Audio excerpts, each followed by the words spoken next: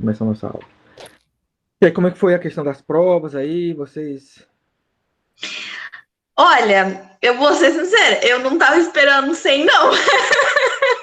Eu Não? vou ser sincera, eu não tava esperando esse 100.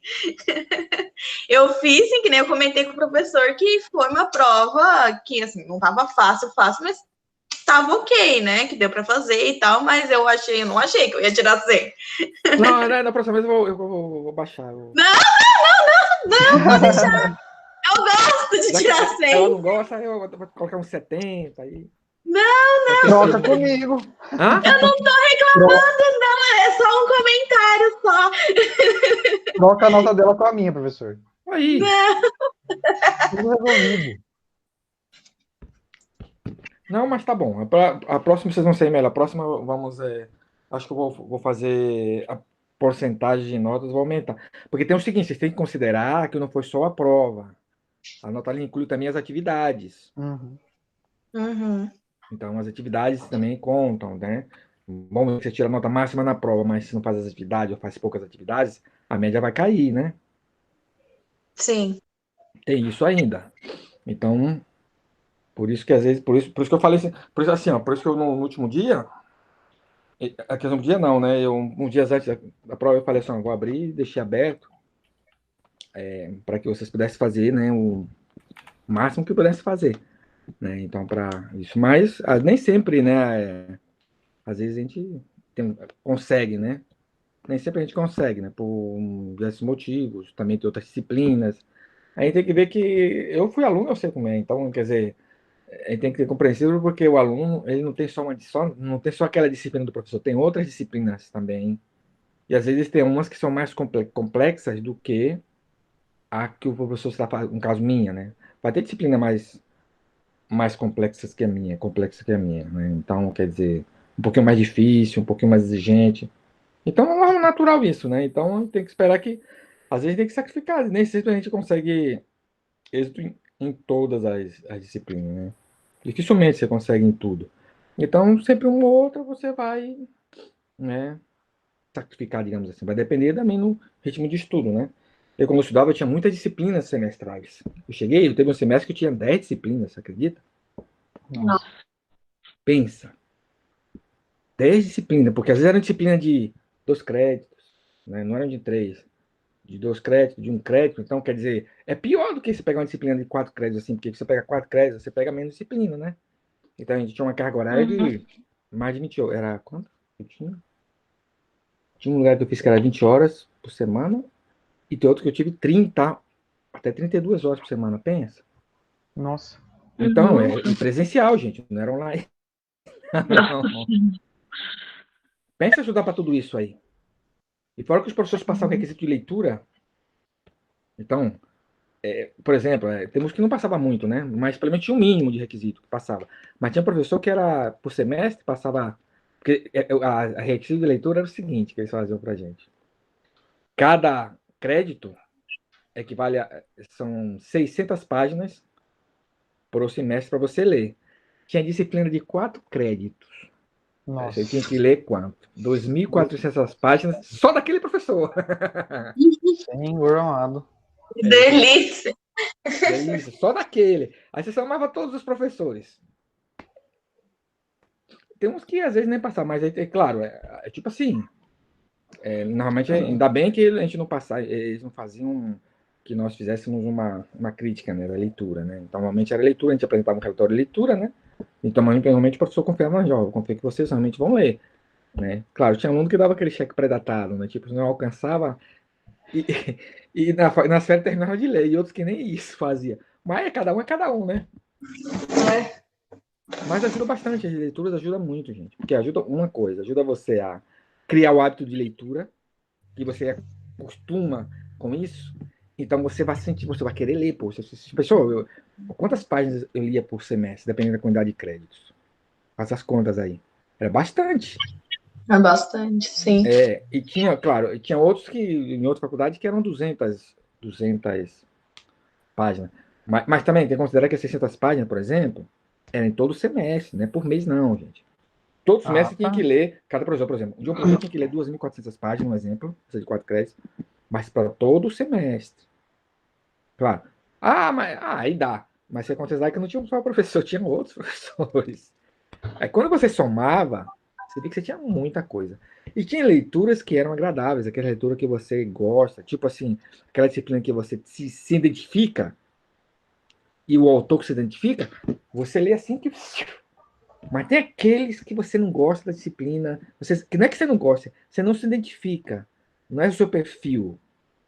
Então, Aí acaba sendo maçante, né? é maçante, quer dizer, mas você tem que, eu tenho que ler, leio. Aí, às vezes a gente perdia técnica de leitura dinâmica, assim, né? Aí brincávamos assim, que fazia. Eu vou mostrar para vocês aqui. Fazíamos gozação com o professor. Tá, Urso, vamos fazer uma. A gente vai fazer uma leitura dinâmica, né? Pegava e fazia assim, ó. Abria a página do livro, estão vendo o livro? Fazia assim com o livro.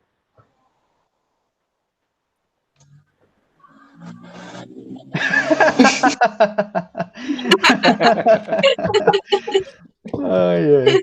Que ótimo. Aí o professor. Pegar Eu o sabia que era conhecimento. é quase por osmose, né? Que a leitura, assim, então, assim Queria. era, né? Tipo de estudante. Mas foi bom, foi uma época boa. Então, bom, então, deixa eu ver. Atrasada, nós falamos sobre o romantismo. Vamos continuar também aqui. Deixa eu colocar aqui.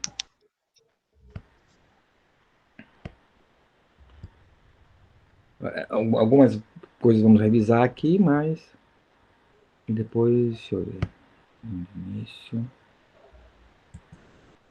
Vamos ver aqui agora. Qualquer coisa vocês. Já estou compartilhando aí. Vê se chegou para todo mundo aí. Ó, se o Pedro chegar aí, né? Porque às vezes quando eu comparto, quando eu vou na tela, a apresentação, eu não vejo quem entra. Porque eu coloco tela cheia, né? No caso. No caso, nesse aqui eu coloco tela cheia. Como eu coloco tela cheia, o que vai acontecer? Eu só vejo a parte da tela. E nem vocês eu vejo também. Né? Eu deve ter outro recurso para fazer, mas é o que eu sei, né? Mas na gravação tá, isso sai tudo certinho. Sai minha imagem, sai tudo conversando com vocês, sai de vocês, sai a tela também ao lado aí, né? Apareceu aí, não apareceu? Uhum. Pareceu. Tá. Então, aí se caso chegar aí, você avisa, ó, o Pedro entrou aí. Aí eu entro na tela e adiciono, aí aceito ele na sala, tá bom? Então vamos lá, então. Saiu aí? Continua, né? Sim. Então tá. Então, vimos essa. Esse aí foi mostrado para vocês já, né? A Camila assistiu, Você assistiu. Você chegou a assistir a aula? Você não foi na aula nesse dia, né? Você não Eu tava, fui né? Ou sim. tava? Eu tava... Na anterior que você não tava, né? Foi uma antes da prova. Ah, tá.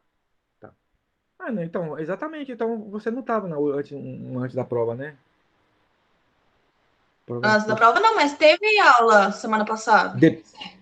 Exato. Você não teve a aula da prova. Então nós passamos. Isso, tem razão. Então, vemos aí, né? Isso aí apresenta a Revolução Francesa. Então, aqui só para uma repassadinha. O romanticismo nasceu, digamos assim, baseado nesses eventos, né? Aconteceram, no caso, esses eventos foram importantes, né? Historicamente falando, vemos aí a importância da chamada Revolução Gloriosa, francesa, no caso em que os burgueses, no caso, iniciaram a tomada para limitar os poderes do rei, que havia o absolutismo na época. Então, essa Revolução Gloriosa é justamente para barrar o absolutismo. Então, que o rei deixar de ter tanto poder, porque o rei tinha um poder máximo. Então, ele podia fazer, pelo menos desfazer. Então, com a Revolução Gloriosa, foi limitado os poderes do rei, como hoje ainda é, né? Foi criado um parlamento, como hoje é assim na Inglaterra. O rei é praticamente um mero figurante, quase assim, né? Um representante do país, não é uma pessoa que decide tudo. Então, no caso, normalmente está o parlamento, está o primeiro-ministro, está o parlamento, é quem decide as questões do país, né? Então, o rei, ele representa o país, mas ele não, digamos assim, dirige todos os rumos do país, assim, ele não toma certas decisões. Ele deixa por conta do primeiro-ministro do parlamento. Claro que ele dá a opinião, ele dá, mas não é ele que decide, né? Tem essa questão. A Revolução Francesa, no caso que veio, né, essa questão aí, né, foi um ponto também principal, no caso de cair da queda da Bastilha, né, da liberdade, igualdade, fraternidade, que é o lema da França, esse. Então isso queria igualdade para todos os povos, lá os franceses queriam isso, também derrubada, foi contra o absolutismo também. O absolutismo na época lá estava bem forte na Europa, né, em todos os países, Espanha, Portugal, né, Inglaterra, França. Então, um dos países estava presente. E aos poucos foi caindo o absolutismo, né? No lugar da. Então, esse foi o ponto. Veja como mudou a mentalidade do povo. A Revolução Industrial foi outro ponto. No caso, mudança de estilo de vida. No caso começou na Inglaterra, né? Também, a Revolução Industrial. O país começou a substituir, no caso, mão de obra pelas máquinas para o trabalho fosse mais ágil. Foi inventado máquinas, né? Isso causou inicialmente um problema muito sério. Por quê? Porque tirou muitas pessoas ficaram desempregadas. Porque, por exemplo, no lugar de 100 pessoas, uma ou duas máquinas, ou três, ou quatro, sei lá quanto, dependendo do tipo de trabalho, inicialmente não era tanto assim. Se fazia por tantas pessoas mais rápido e de maneira mais, digamos assim, perfeita. Não digo perfeita, mas sem diferenças, né? Então, isso é importante. Gerava lucros para os donos das fábricas. Então, isso foi reduzindo isso aí. Houve nessa questão, apareceu o tal do ludismo, né? Que é o tal Lud, foi ele que começou a quebrar as máquinas em protesto para que o povo voltasse a ter o trabalho de volta, né? E olha que as condições não eram boas com a Revolução, mesmo com a Revolução Industrial, o pessoal tinha um salário muito baixo, muitas horas por dia, comiam mal, condições insalubres ali, vivia de qualquer jeito. Então, havia que essas condições, não tinham férias, as mulheres também trabalhavam e ganhavam menos do que os homens, as crianças trabalhavam e ganhavam menos também. Se os homens. Professor, dá Só licença um concluir. pouquinho. Eu ia falar isso agora. O Não. Pedro mandou aceitar. Ah, tá. Espera um pouquinho. Ah, tá aí. Então, deixa ele entrar. E aí, Pedro, beleza? Entrou aí? Ah, Oi, parça. E aí, pessoas, tudo bom? beleza, valeu. Oi. Ô, boa noite, professor, tudo bom? Tudo. Então, o que aconteceu aqui? Mesmo os homens que ganhavam mais do que as mulheres e o trabalho infantil que havia, né, lá, era legalizado na época, os homens já ganhavam mal. Péssimo, o salário era ruim. Imagine o das mulheres e das crianças que era pior do que o dos homens. Então, às vezes, toda uma família trabalhava para manter a casa. E, às vezes, não alcançava isso.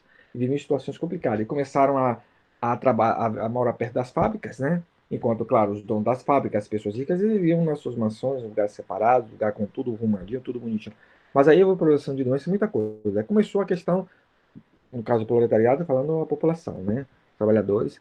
E aí começaram a vir protestos, mais protestos, né? Houve repreensão, protesto, até que algumas condições melhoraram para o trabalho, de reduzir a hora de trabalho deles, né?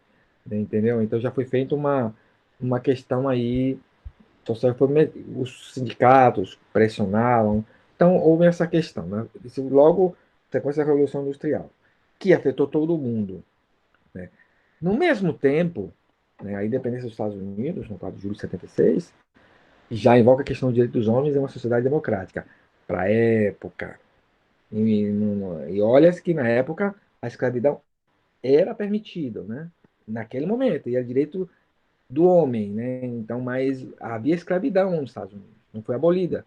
Apesar da independência, havia pessoas que eram contra a escravidão, mas outros que eram a favor, porque dependia dos escravos para suas fazendas, para os seus, né, para seus lucros. Então, foi conquistada ainda a abolição da escravatura depois. Mas inicialmente houve isso aí. Já foi um avanço. Em relação a que não havia essa questão. Já foi um avanço, já foi bom. Primeira manifestação artística do mundo burguês. Não da aristocracia, como conversamos, né? Havia essa diferença. Até o período Arcade era a aristocracia que, né, que dominava a cena. Depois alguma questão. Então, notem-se que tudo aqui, tudo isso que aconteceu aqui, envolveram a burguesia. Que começaram a se desenvolver, né?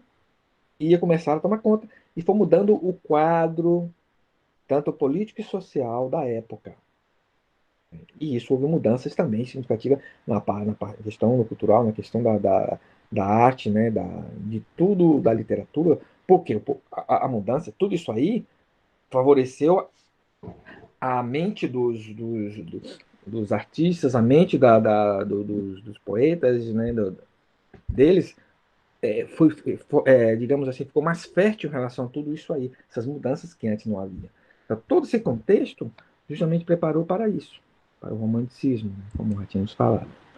Então, o romanticismo na Alemanha, não falamos sobre na Alemanha, mas vamos falar sobre Goethe, né, assinala o início da fase romântica na Alemanha com a publicação de Os Sofrimentos do Jovem Werther.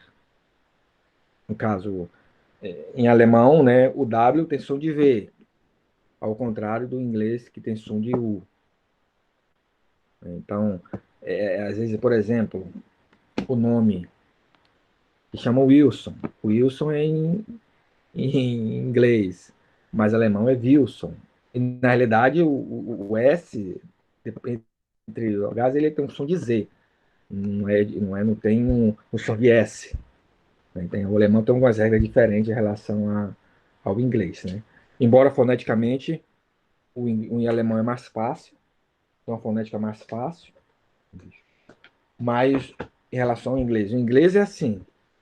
Em inglês as palavras são mais curtas, tem um vocabulário mais digamos assim, mais próximo. Né? Existem muitas palavras de origem latina no inglês que aproximam um pouco do português, né? Para a questão de origem latina, e por ser uma língua, digamos, mais simples na questão de escrita. O alemão, ao contrário. É uma língua mais complexa na escrita, mas a fonética é mais fácil. O inglês, a fonética é horrível. Porque você escreve de uma forma e pronuncia totalmente diferente. O inglês é muito difícil na fonética. Tanto que, você vê nos Estados Unidos, tem aqueles concursos de soletrar, né? De soletrar palavras. As crianças fazem esse concurso. Justamente porque é difícil, quando ele fala uma palavra em inglês, você tem que soletrar quais letras são, não é coisa fácil. Porque a fonética inglesa não evolui. A fonética, digamos assim, a escrita inglesa não acompanhou, não evoluiu junto com a fonética. Não evoluiu a escrita. A fonética, quer dizer. A escrita foi mudando, uma coisa e outra não evoluiu junto. O alemão é diferente. O alemão, ele é mais difícil, na questão gramatical, é mais complexa, mas a fonética, tal como se lê, se escreve no alemão. Tem essa facilidade. Se vocês um dia quiserem aprender alemão, vocês vão ver que nessa questão fonética o alemão é mais fácil de se pronunciar. Mas vamos lá. A literatura torna-se uma ponte para um mundo estranho, misterioso e invisível. Werther transforma-se numa espécie de paradigma de herói romântico, um jovem apaixonado que suicida-se diante de um amor não correspondido. Está. Aqui está o poeta Goethe, aqui do lado, e aqui, sobre esse indivíduo aqui, Werther. Você vê a questão dos sentimentos envolvidos aí nessa literatura aí, bem marcante.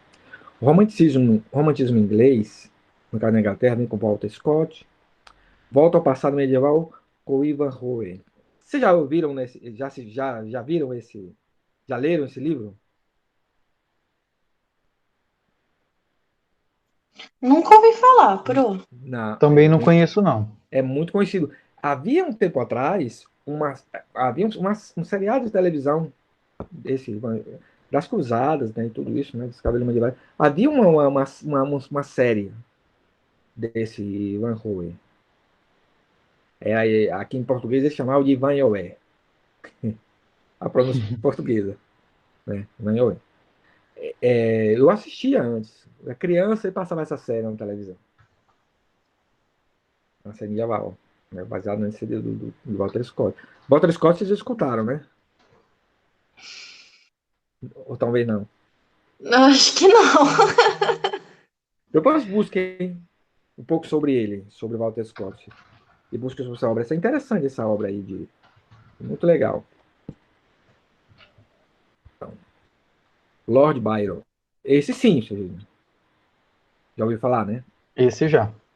Já. O poeta inglês Lord Byron influenciou os jovens poetas românticos com pessimismo, melancolia e mistério, lançando o byronismo.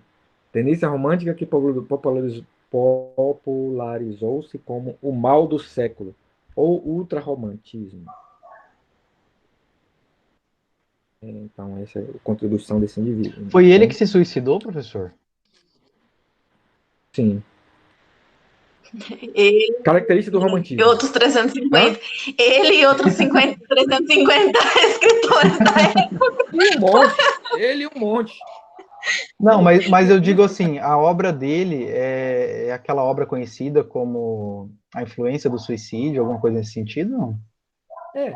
Então, exatamente. Por isso, ó, o mal do século. Então, era uma pessoa, naturalmente, ó, por isso, melancolia, uma pessoa que. Por que ele suicidou? O cara só pensava só coisa negativa. Era melancólico ao extremo. Né? Então, mistério. Tudo isso aí a pessoa não. Pô, quando é uma pessoa otimista, né? Então é difícil uma pessoa que seja otimista se suicidar, né? É difícil. Eu mesmo, assim, uma pessoa que vê tudo que é bom, tudo é positivo e tal, essa pessoa acha que a vida é boa e dificilmente essa pessoa vai se suicidar, porque acha que tudo é bom. Agora, um pessimista. Você lembra a série. Peraí. Uma da Hanna-Barbera, uma antiga, Sleep Lion e Hard Haha, que tinha um leão e tinha uma hiena. Não, pro. É antigo, né? Mas busca esse desenho. Esse aí acho que passava, não sei se essa Record que passava. É um desenho antigo, né? Coisa que quando eu era criança passava isso aí. Então o leão, assim, ele sempre era mais otimista. Eram os dois amigos. Os dois andavam e tal. Mas tudo dava errado para eles. Mas a hiena era pessimista em tudo. Não vai dar certo. E não sei o quê. E tal. Aí tudo para ela assim, ó dia, ó azar, ó não sei o quê. Era pessimista ao extremo essa hiena. Então, assim, então as coisas sempre estavam erradas. E o leão sempre foi otimista, né? Sempre otimista e tal. Mas a hiena era o contrário, era pessimista demais. Depois vocês buscam. Deixa eu ver se eu consegui. Flip Line. Deixa eu ver se eu acho aqui algo aqui que eu acho que é interessante. Lion.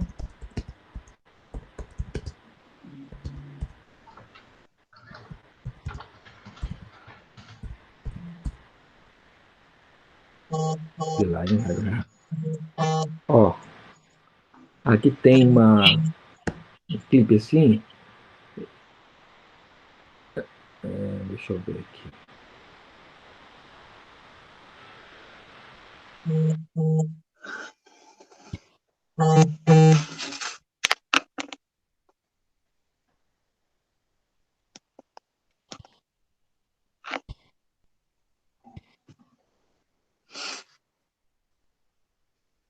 Eu vou colocar aqui.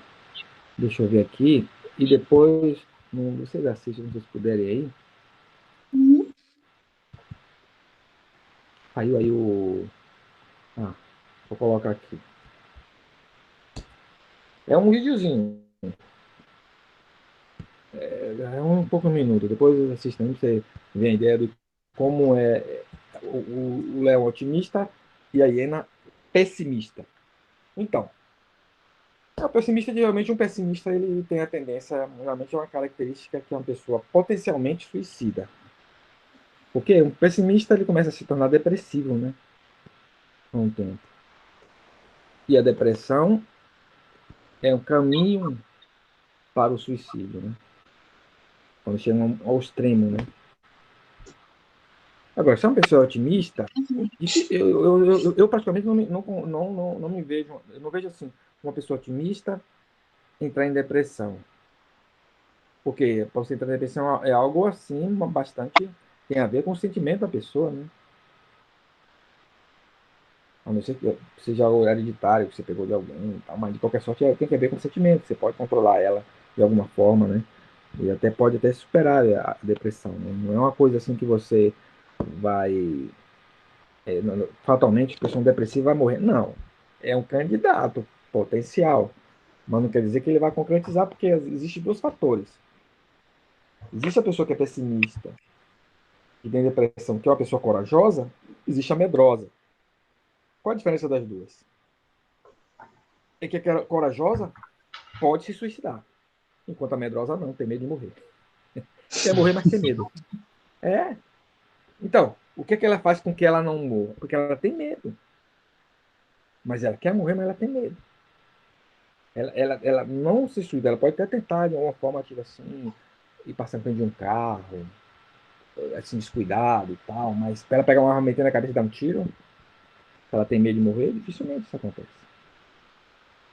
Porque é medrosa. Agora, uma pessoa que é corajosa, assim, nesse aspecto, não, ela pode morrer, vamos acabar com a vida e pum, já era. Então, às vezes, o medo, de certa forma, é um meio de defesa. Um meio de defesa. Vamos lá. Então, já vimos algumas coisas, vamos só repassar aí, não demorar muito, porque nós já vimos, né? No caso, a característica é a rejeição aos ideais clássicos, exaltação da natureza e da nacionalidade, liberdade de criação, aversão à métrica e aos temas pré-estabelecidos. Lembra? O que quer dizer aversão à métrica? A Não é muita versão, coisa. aquela questão da poesia, né, que É, era toda medida, né, que tinha toda uma quantidade de sílabas ali. exatamente. Rima, métrica, rima. Então, existe essa. A liberdade de criação que ele faz qualquer coisa. Então, ele tem liberdade, ele não fica preso ao método. Né? Como, por exemplo, como é que faz uma poesia? Faz assim, assim, assim, assim. Não, não. O Mandino ele não está preso a isso. Ele expressa a sua ideia de forma criativa, sem estar preso a um padrão, a uma norma. Sai totalmente disso. Então, ele tem a versão nova e os temas pré-estabelecidos. Então, tudo é novo para ele. Sentimentalismo sob diversas manifestações. Aí vem a saudade, melancolia, imaginação, visualismo, curiosidade, nostalgia e muitas outras coisas, né? Como vimos, né? É subjetivo, individualismo, egocentrismo. Então, o egocentrismo quer dizer gira tudo em torno dele. Escapismo, tem que escapar de tudo. Então, a característica do romantismo. Aí vem o pessimismo, historicismo, medievalismo, tradição popular, crítica social, idealização da mulher, inspiradora. O eu romântico, por isso falar o egocentrismo, o eu presente, o tempo e o espaço. O eu romântico, objetivamente incapaz de resolver os conflitos com a sociedade, lança-se à evasão. No tempo, recriando uma ideia, uma idade média gótica e embruxada. No espaço, fugindo para ermas paragens ou para o Oriente exótico.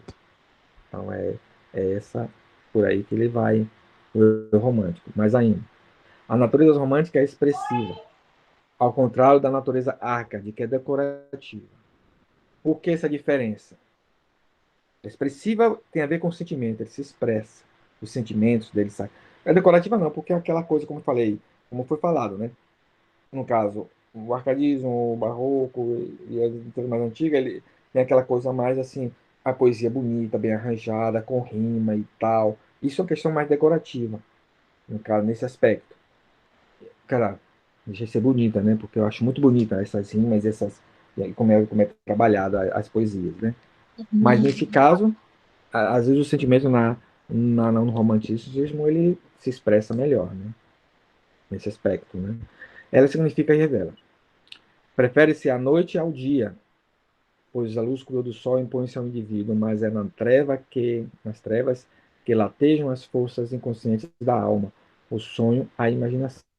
Então, o romântico, ele é mais da noite, como indo para o lado, tirando desse lado literário, até no lado assim social, é isso mesmo. Por exemplo, geralmente, geralmente um casal namora de dia ou de noite, normalmente.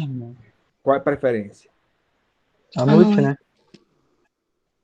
À noite, porque tem aquele clima ali, né? Então, assim, deixa eu dar um exemplo nas questões assim. Quando você vai a uma igreja, ou uma sinagoga, algo assim, algo, né? Então, nota-se que alguns ambientes, às vezes, muito claro, a tendência é você ficar menos concentrado, ambiente mais iluminado, com mais coisa. É mais assim, você não se tá tão concentrado, você tá ali, entendeu? Mais assim que meio observador e tal. Um ambiente mais escuro, ele é mais sóbrio, você se concentra mais, você não se distrai tanto, porque o clima tende a isso. Mesma coisa, quando você vai dormir, normalmente a maioria das pessoas dormem com luz apagada. Não sei se é o caso de vocês. Uhum. Quem O dorme meu com pai luz acesa só aí? dorme de luz. O meu pai ele só dorme de luz acesa.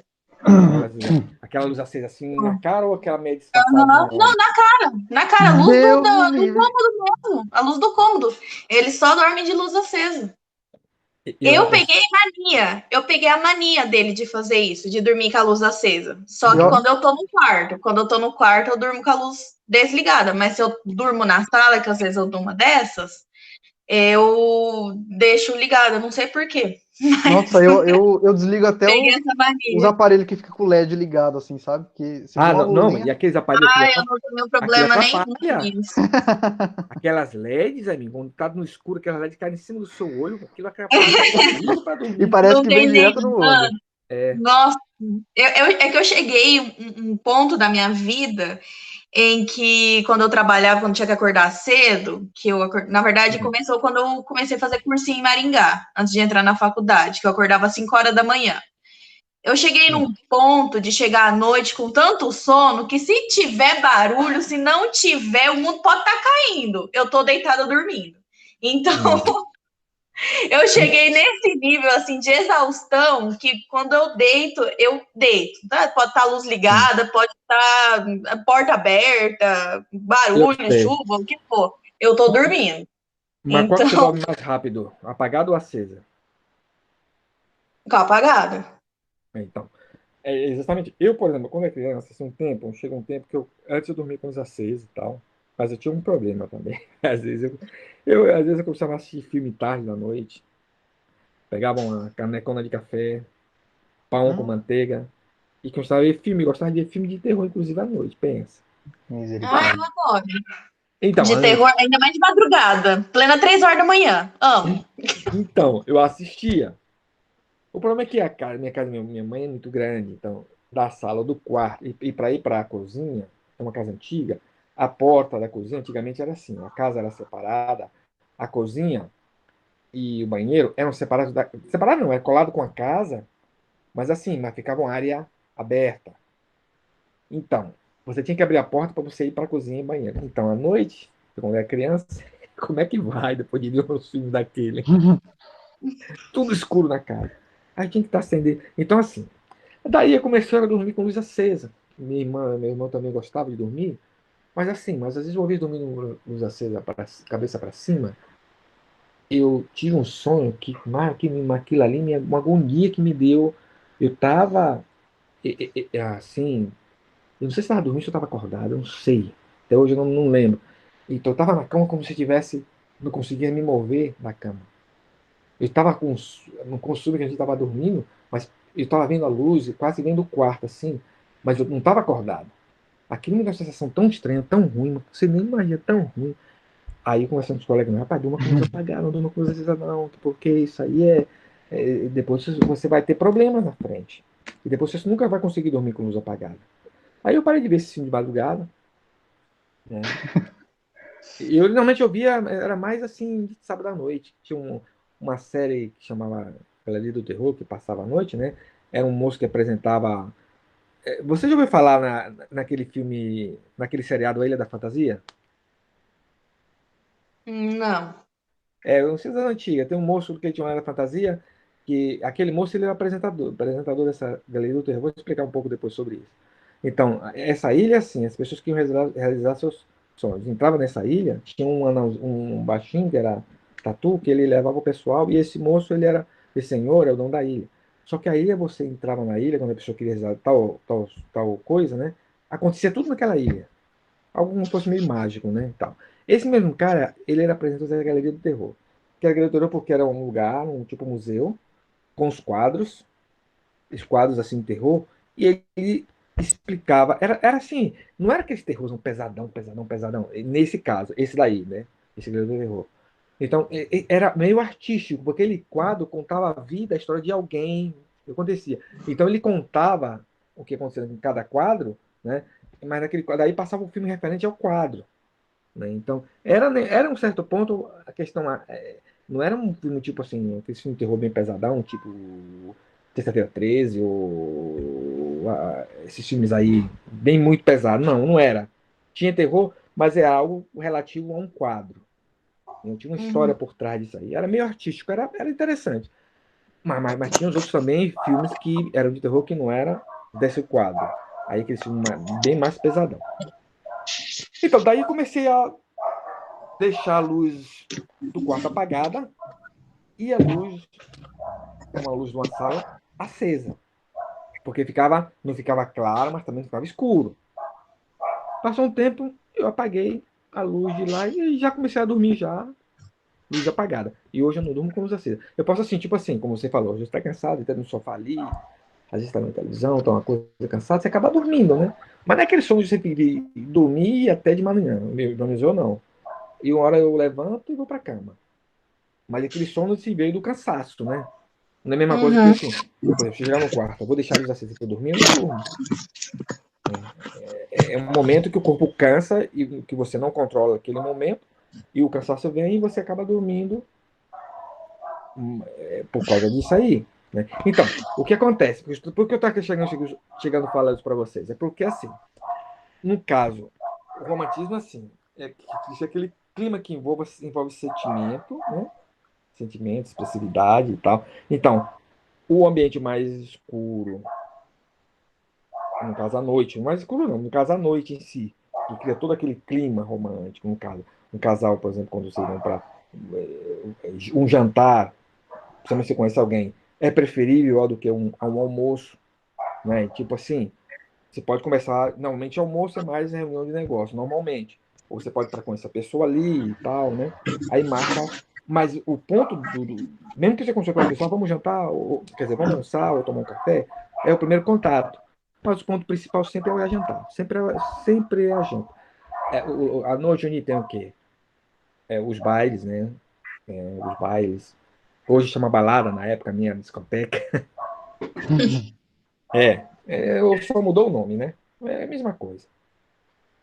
Havia isso, e sempre era à noite. Então, todo esse clima era à noite. Então, o romantismo era aí a partir da noite, né? Por exemplo, o artista estava na cama, tinha aquele sonho, né? Então, a imaginação fluía à noite, você pensa nas coisas, você estava antes de dormir, dificilmente quando você antes de dormir, você não pensa em alguma coisa, sempre você pensa em algo. Vamos dizer que se você lê um livro que te impactou, você vai pensar naquilo ali. Se você assistir um filme, uma série também que te impactou, antes de dormir, você vai pensar naquilo. E daí você vai construindo as coisas. Então, é esse o ambiente. O romântico é esse. A diferença dos anteriores, os caras faziam realmente era durante o dia. Porque que não você trabalhava, para você criar as coisas e tal, né? Você vê a natureza e tal, então não tem contato maior. O do romântico é à noite, a parte escura, porque os sentimentos envolvem fluem mais à noite, né? Então, como falamos do romantismo no Brasil, inaugurado, como foi falado, né? Com esses suspiros poéticos, já falamos, de Saudades de Gonçalo de Magalhães, né? Foi próximo, pouco depois da proclamação da República, no momento da afirmação da identidade nacional. A proclamação da República cria a independência do Brasil e de Portugal. O Brasil fica livre dos domínios portugueses. E aí começou a formar sua identidade, e no caso, na questão do romantismo no Brasil, formou a identidade nacional, a partir da independência. Por isso que todos os eventos prévios ao romantismo foram influenciados, teve importância no Brasil por causa disso, todas essas questões. Uma mudança muito importante em todo o cenário mundial. No Brasil chegou o romantismo, chegou um pouco depois, mas chegou na época justamente que era para chegar mesmo. Gonçalves Dias, um dos caras do romantismo. Ele é posterior a... Não foi o primeiro, mas, digamos, teve sua importância. Veja só. Ele era um filho de português com uma cafusa. Era um maranhense, fez os primeiros estudos no seu estado natal, estudou em Maranhão, né, no caso São Luís, e depois foi para a Universidade de Coimbra, que na época era a universidade mais importante de Portugal. Era a Universidade de Coimbra. Ainda é uma das mais importantes de Portugal, continua sendo. Então ele volta ao Brasil, né? Note que ele, bom, depois eu falo, trouxe em sua bagagem boa parte de seus escritos. Então, fixe-se no Rio de Janeiro e publica sua primeira obra, Primeiros Contos. Fez várias viagens pelo país, incluindo a Amazônia, tendo chegado a escrever um dicionário de língua tupi. Pensa. Então, veja só como foi. Ele é considerado. Não é o outro. O Gonçalo de Magalhães também é conhecido como filósofo, esse indivíduo. Não só como escritor, né? No caso, como quem iniciou a filosofia no Brasil, no caso, foi esse Gonçalves de Magalhães. Tá. Embora Gonçalves de Magalhães seja considerado o introdutor do romantismo no Brasil, foi falando, né, que ele inaugura o romantismo no Brasil, na verdade, Gonçalves Dias que implantou e solidificou a poesia romântica em nossa cultura. Então, o que quer dizer? Gonçalves de Magalhães inicia o processo, né, é o pioneiro na poesia romântica no Brasil, mas Gonçalves Dias foi aquele quem divulgou, aquele quem firmou, solidificou a poesia romântica em nossa literatura. Então, a obra de Gonçalves Dias pode ser considerada a realização de um verdadeiro projeto de construção da cultura brasileira. O autor, buscando captar a sensibilidade e os sentimentos do nosso povo, criou uma poesia voltada para o índio e para a natureza brasileira numa linguagem simples e acessível. Veja a importância dele. Então, quer dizer, como falado, o romantismo, né, europeu evoca a idade medieval, né, com seus heróis medievais, cavaleiros e tudo isso, mas o Brasil, como um de cavaleiros, foram os índios, né, a personagem nacional em que nossa natureza serviu de base para o romantismo. Seus versos, como as de uma canção do exílio, que é muito bonita, né, são melódicos e exploram métricas e ritmos variados. Cultivou também poemas religiosos, de fundo panteísta, adoração da natureza como divindade. Você sabe o que é panteísmo, né? Já está dizendo aí. Então, Deus está em tudo. Com religiões panteístas tem várias aqui. Isso não é diferente de que, geralmente, você pega religiões de base judaico-cristã, islâmica, não, tem Deus como base, né? Mas o panteísmo não tem isso. O panteísmo, a natureza é a divindade. Deus está em toda a natureza. Tudo pode ser Deus, então não existe um único Deus, né? Sua obra poética apresenta os gêneros lírico e épico. A épica canta os feitos heróicos de índios valorosos que substituem a figura do herói medieval europeu. Juca-Pirama, os Timbiras. Na lírica, os temas mais comuns são a pátria, a natureza, Deus, o índio e o amor não correspondido, em grande parte decorrente de sua frustrada paixão por Ana Amélia do Vale. Então, esse povo... Então, gente, veja só. Normalmente, poetas e tal, cantores também, sofrem muito desse mal, às vezes, né? Amor não correspondido, uma paixão frustrada. Às vezes, numa situação dessa que é negativa, para ele, para o autor, negativo para o indivíduo, ele explora algo que é útil para outras pessoas.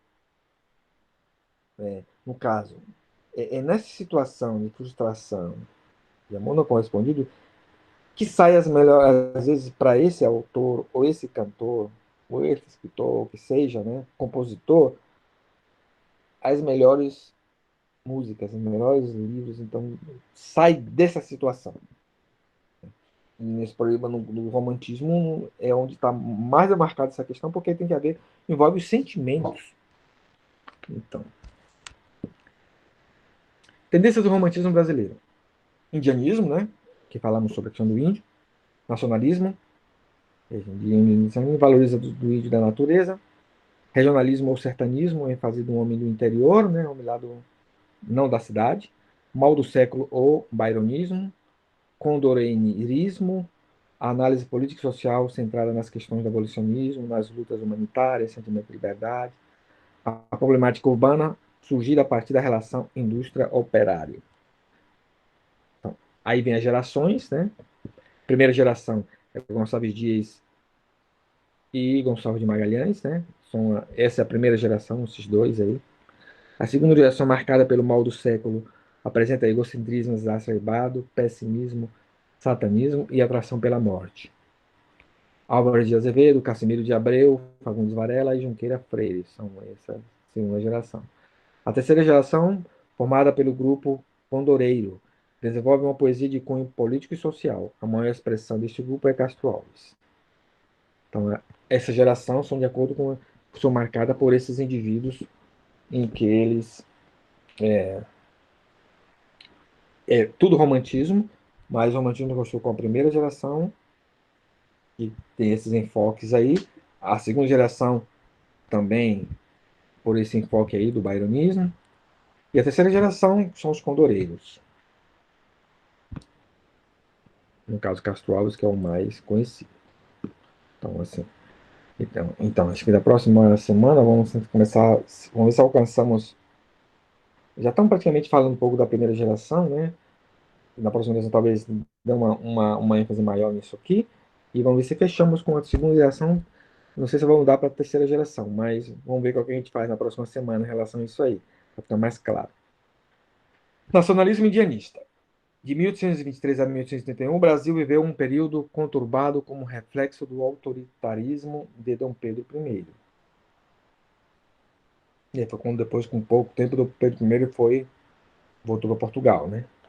A dissolução da Assembleia Constituinte, foi nesse período, a Constituição outorgada, a Confederação do Equador, a luta pelo trono português contra seu irmão Dom Miguel, que teve que ir para Portugal para isso, a acusação de ter mandado assassinar Líbero Badaró, e finalmente a abdicação, que é quando Dom Pedro cai fora do Brasil. Consegue-se o período regencial, né? A primeira regência, e a maioridade prematura de Dom Pedro II, que com 15 anos ele anteciparam por isso chama maior de idade, porque na realidade ele tem que completar a idade de 18 ou 21 anos, parece que ele tinha que ser como um imperador. Então fizeram aí uma emenda lá, no que ele anteciparam a maioridade dele. Dom Pedro era uma criança com 15 anos, começou a reinar no Brasil, na cidade. Mas reinar sim, com regência, né? Primeiro é uma regência trina, depois foi uma regência uni. Então, assim, três começaram a regência, foi assim. Depois, veio para ele primeira regência, segunda regência, depois daí acabou as regências, aí também acabou a monarquia e entrou a república, né? Então, todo esse contexto aí. É neste ambiente confuso e inseguro que surge o romantismo brasileiro carregado de lussofobia e principalmente nacionalismo. Lusofobia, vocês sabem o que é, né? Medo, luso, que refere-se a Portugal, né? Fobia é medo, temor, né? Então, tem temor de Portugal, dos portugueses e tal. E o nacionalismo, o brasileiro agora, ele era, digamos assim, nós somos brasileiros, não somos portugueses. Nós somos colônia portuguesa, somos brasileiros. Tudo isso aí foi esse ambiente aí, meio confuso e inseguro. A tentativa de diferenciar o movimento das origens europeias e adaptá-lo de maneira nacionalista à natureza exótica e o passado histórico brasileiro. Os primeiros românticos eram utópicos.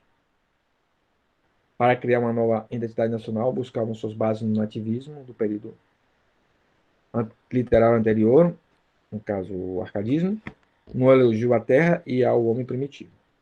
Inspirados em Rousseau, idealizavam os índios como bons selvagens, cujos valores heróicos tomavam como modelo de formação do povo brasileiro. O bom índio, né, como eles falavam, né? Ó, tiver alguma pergunta, vocês façam, tá, gente? Algum comentário e tal. Não deixa falando sozinho não, tá? Dorme não, Camila. Tô dormindo não, professor. Tô prestando atenção. Tá bom. Ó, quiserem perguntar alguma coisa, vocês perguntam, tá, gente? Quiser falar também, vocês falam, tá? Então, vamos ver. Nacionalismo indianista, Gonçalves Dias. Essa que já conversamos já sobre essa poesia, né? que é Canção do Exílio. Minha terra tem palmeiras onde canta o sabiá. As aves que aqui gorjeiam não gorjeiam como lá. Nosso céu tem mais estrelas, nossas vargens têm mais flores. Nossos bosques têm mais vida, nossa vida mais amores. Em cismar sozinho à noite, mais prazer eu encontro lá. Minha terra tem palmeiras onde canta o sabiá. Minha terra tem primores, que tais não encontro eu cá. Em cismar sozinho à noite, mais prazer encontro lá. Minha terra tem palmeiras onde canta o sabiá. Não permita, Deus, que eu morra sem que eu volte para lá, sem que desfrute os primores que não encontro por cá. Sem que ainda viste as palmeiras onde canta o sabiá. De Primeiros Contos, 1847. Eu acho, é muito bonita, né? Isso aí acho que em toda época, nas escolas, né, quando éramos lá nossa, não sei como é que é agora, sempre tinha isso, a gente recitava essa poesia, né? Época de criança, né, no caso, né? É muito bonita, né? Então, quer dizer, aqui que quer dizer, ele está valorizando a terra dele. Onde ele está morando, não é bom como a sua terra. Lá ele não tem um sabiá. Onde ele está morando não tem palmeiras. As aves que gorjeiam, outros tipos de aves, né? Aqui onde ele está morando, não são iguais na terra dele. Não é igual a lá. A lá somos, o gorjeia é mais bonito, com mais vividez. Aqui não. Então, o céu da terra dele é azul, estrelado, mais bonito que aqui não tem estrelas. Talvez porque o ambiente lá era mais frio, então sempre nublado, né? Enquanto lá onde ele estava, não, a terra dele era bem estrelado. É como assim, vamos supor, você sai aqui em Maringá, você olha para cima com o céu estrelado, o mesmo céu, você sai daqui de Maringá, você vai para fazenda, para roça, principalmente se no local que você tiver não tiver energia elétrica, não tiver poste, não tiver nada, tiver só sua casa. Você olha para cima, você vê uma tanta estrela que você não vê como você vê aqui agora, a da iluminação. Você não vê. Isso aconteceu comigo. Minha avó, né, que já faleceu, tem uma terra no lugar que ela, uma fazenda que tinha lá longe. Então, não tinha luz elétrica. Quer dizer, até hoje não tem. Mas usava luz, né, candeeiro, luz de vela, né, artificial, luz artificial.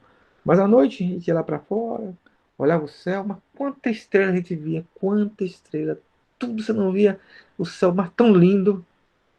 Eu imagino o que ele sentiu, né? Então, os seus pais moram onde que você falou, Camila? O meu pai, ele mora numa chácara, num sítio aqui perto da cidade, mas é mais ou menos assim, dá para ver bastante coisa também. Entendi. Só que tem Então, energia elétrica, mas. não, mas não assim, mas mesmo tendo energia elétrica, mas como é poucas casas, poucas pessoas, pouca iluminação, você ainda vê mais do que se estiver dentro da cidade de Maringá. Por exemplo, você chega lá na Zona 1, aquela coisa, no centrão, você olha para cima, às vezes caso você nem nota as estrelas, porque confunde com a iluminação da rua. Já onde eu moro Sim, aqui, sim. onde eu tô morando um pouquinho mais afastado do centro, fica perto do Horto, você olha para cima, você já vê mais estrelas do que lá no centro, né? Essas coisas que ele sentiu. Então, para ele, a terra dele é a melhor terra do mundo. Isso aí, ele está sendo nacionalista, quer dizer que a minha terra é melhor do que essa, onde eu estou. Mal do século, ultrarromantismo. Álvares de Azevedo. Lembrança de morrer. Aqui tá. No more or nevermore. Não mais ou nunca mais, não é isso? Shelley. Quando meu peito rebentar-se a fibra que o espírito enlaça a dor vivente, não derrame por mim nenhuma lágrima em pálpebra demente, e nem desfolhem na matéria impura a flor do vale que adormece ao vento. Não quero que uma nota de alegria se calhe por meu triste pensamento. Eu deixo a vida como deixa o tédio, do deserto o poento caminheiro, como as horas de um longo pesadelo, que se desfaz ao dobro de um cineiro. Bom, aqui você vai encontrar que tipo de poesia aí? É AB, AB, né? Tudo É, é. Aqui você nota, que pelo menos dele aqui, você nota. Em alguns, você, quando é poesia, você nota a métrica. Mas tem outros atores que se escrevem em prosa, você não vê isso aí. Então, estamos dando uma passadinha aqui, só rapidamente, para depois, uma semana, vamos tentar trabalhar de forma diferente. A Garça Triste, aí vamos ver a questão do condorerismo, Castro Alves. Eu sou como a garça triste que mora à beira do rio, às orvalhadas da noite, me fazem tremer de frio. Me fazem tremer de frio, como os juncos da lagoa, feliz da araponga errante, que é livre, que livre voa. Que é livre, que livre voa. Para as bandas do seu ninho, e nas braunas à tarde, canta longe do caminho. Bonito, né? muito bonito. Esse autor, ele é baiano, né? Castro Alves, tem uma cidade lá na Bahia, eu conheço essa cidade, já passei por lá. Fizeram homenagem a ele, a cidade, Castro Alves. Meu avô paterno, meu pai me conta que morou lá também nessa cidade tem muito tempo. Morou, quer dizer, quando meu pai. Eu não conheci meu avô paterno, só conheci minha avó paterna, meus avós paternos. Maternos, quer dizer. Meu avô e minha avó paterno, sim. Minha avó materna. Perdão, meu avô, minha avó materna e minha avó paterna eu conheci. Mas meu avô não. Meu pai, quando nós morávamos em São Paulo, antes de justamente estamos na Bahia, depois que eles vieram para cá, meu pai se separou de meu avô, né? E meu pai era solteiro nessa época, não era casado. E depois meu pai nunca mais viu meu avô. Então eu não conheci meu avô por isso. Meu pai se casou, né? Eu depois nasci, que sou mais velho, mas eu não conheci meu avô, né? Meu pai também sabia onde ele estava, se ele tinha voltado para São Paulo, ou para onde ele teria ido, meu pai também não sabe. Pelo menos uma hora dessa que eu tiver com calma, vou tentar conversar com ele, ver se ele me dá mais. Mas a última vez que eu conversei com ele, faz muitos anos atrás, ele falou que não sabia do paradeiro do meu avô, né? Eu que tinha vontade de conhecer, porque, né, é o único que eu não conheço, meu avô paterno é o único que eu não conheço. Hoje morreram todos, né? Minha avó materna foi a última que faleceu, há uns 8 anos atrás. Depois mais faleceram minha avó, minha mãe, né? Uns anos depois. Mas, assim, a gente. É uma poesia muito bonita, que é triste assim, né? Vamos falar gasta triste, mas a poesia em si é bonita e bem trabalhada. Mais ainda.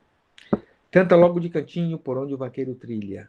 Se quer descansar, as asas tem a palmeira, a baunilha. Tem a palmeira, a baunilha. Tem o brejo, a lavadeira. Tem as campinas, as flores. Tem a relva, a trepadeira. Tem a relva, a trepadeira. Todas têm os seus amores. Não tenho, eu não tenho mãe nem filhos, nem irmão, nem lar, nem flores. Você nota como é trabalhada essa poesia? Olha como ele trabalha aqui. Veja se vocês conseguem entender. Claro, existe aí praticamente uma B, a B, né? Mas notem que quando ele pega a última frase da primeira estrofe, ele repete na segunda, a mesma. Notou como ele trabalha? Estão vendo aqui, ó? Sim, sim. Termina, me fazem tremer de frio. Ponto. Aí depois ele fala, me fazem tremer de frio. Aí segue, segue, segue. Aí, cara, que livre voa. Aí repete na outra, que livre voa. Como se fosse querendo, como fosse uma, como é que fala? Ou trabalhasse como se fosse uma retórica, né? Como ele está trabalhando aí, né? Ó, tá vendo aqui, ó? A última, canta longe do caminho. Apesar das rimas, ó. Aí outra, canta longe do cantinho. Do caminho. Aí lá vem aqui, ó. Canta longe do caminho. Ele repete. Aí por onde vai aquele trilho e tal, tal. Tem a palmeira e tem a baunilha. Aí ele repete na outra. Tem a palmeira, a baunilha. Aí ele segue, segue, segue, segue, segue, segue, segue. E no último ele fala, tem a relva, a trepadeira. na primeira da outra ele fala, tem a réu, a trepadeira, todas têm os seus amores. É como se estivesse trabalhando na base da retórica, né? Mas todas estão bem feitas, estão bem harmonizadas. Esse tipo de... No caso, A B e a B prima. A prima e B prima, no caso, que fala assim, né? Então, nota como ele trabalha a poesia. Bem interessante, né? Bem interessante. Navio Negreiro, fragmento. Era um Ai, sonho... essa poesia. Bonita, né? Bonita e triste. É Pra triste, muito caramba. triste. É uma forma de protesto, né? Sim. Era um sonho dantesco o tomadilho, que das lucernas avermelha o brilho, em sangue a se banhar, tinir de ferros a estalar de açoite, legiões de homens negros como a noite, horrendos a dançar, negras mulheres suspendendo as tetas, magras crianças cujas bocas pretas rega o sangue das mães, outras moças, mas nuas espantadas, um turbilhão de espectros arrastadas, em ânsia e mágoa vãs. E ri-se a orquestra sinfônica estridente, e da ronda fantástica a serpente, faz doudas espirais, se o velho arqueja, se no chão resvala. Ouvem-se gritos, o chicote estala, e vão mais e mais, presa nos elos de uma só cadeia. A multidão faminta cambaleia, e chora e dança ali. Um de raiva delira, outro enlouquece, outro que martírios embrutece, cantando, geme e ri. É triste. Assim, como ela tá trabalhada, é bem feita, mas as palavras são muito duras, né? Retrata a tristeza da escravidão, né? Sim. Romantismo e prosa. Vimos poesia. Agora vamos cair na prosa. Com a independência de 1822, os artistas e intelectuais brasileiros empenharam-se em definir uma identidade cultural ao país. A prosa, muito mais do que a poesia, procurou atingir esse objetivo, valorizando os espaços nacionais e o típico brasileiro, seja através do indianismo, do romance regional ou do plano urbano. Em síntese, temos como principais características da prosa romântica, aí está, o sentimentalismo, a valorização da natureza, um impasse amoroso, a idealização da mulher e do herói, a linguagem metafórica, as personagens planas. E aqui, essas são as obras, as pérolas da prosa romântica. Quem não conhece, quem já leu a Moreninha? Ou, se não leu, ouviu falar? Ah, já, no ensino médio, né? Sempre Aham. o Os Guarani, Guarani, Iracema. o Guarani José de Alencar, Iracema. Ó, você vê que essa obra está em francês, né? José de Alencar, Iracema. Nossa. Memória de um Sargento de Milícias. Senhora José de Alencar. Ó, tem uns aqui que já saiu até novela, né? Uhum. Iracema já, Senhora já, a Moreninha também, Inocência também. O Seminarista, essa não. O Gaúcho, José de Alencar, essa não, não lembro, não tem saído não. Mas esse tem. Lucila, essa eu acho que também já saiu. Então, gente, essas são as obras em prosa. Quer dizer, prosa são o quê? São histórias. Não são mais poesias que nós lemos. É uma história, né? A prosa não tem rima, não tem nada disso. Simplesmente vai contando, cantando, narrando. O que vai envolver justamente são o sentimentalismo e as outras coisas que estão presentes aí, né? O indianismo e tudo isso, nacionalismo, ou o gaúcho, um nacionalismo forte, destacado, né? Bom, então, se alguma dúvida, alguma coisa a comentar? Vocês querem portar alguma coisa? Por enquanto tá tranquilo, pronto. Tá bom. Então é isso aí. Por hoje é isso aí. Na próxima semana vamos explorar mais algumas coisas, né? Sim, vamos ver se você consegue destacar um pouco mais os períodos, né? Quer dizer, as gerações, né? Vamos ver se talvez eu pegue no da segunda, terceira geração em diante. E vamos até o final com praticamente vamos com o romantismo, porque a literatura brasileira já pegaria o outro período, que é mais longo, E é bem mais extenso, né? Do modernismo, né? Envolve, né? Simbolismo, envolve outras coisas. Então, gente, valeu então pela participação de vocês. Uma ótima noite. O professor também. E feliz dia dos professores. Valeu, obrigadão aí. Valeu, gente. Valeu, Vocês também? professor. Boa noite. Boa noite. Daqui a um dia vocês também vão ser professores. Ah, se Deus quiser. Eu já sou, né? Mas ninguém me deu parabéns. Eu tô esperando até agora. Mesmo, Obrigada. Parabéns, professora, Carlinha. Eu sou aspirante ainda. Ela já é professora, vai ser dupla professora.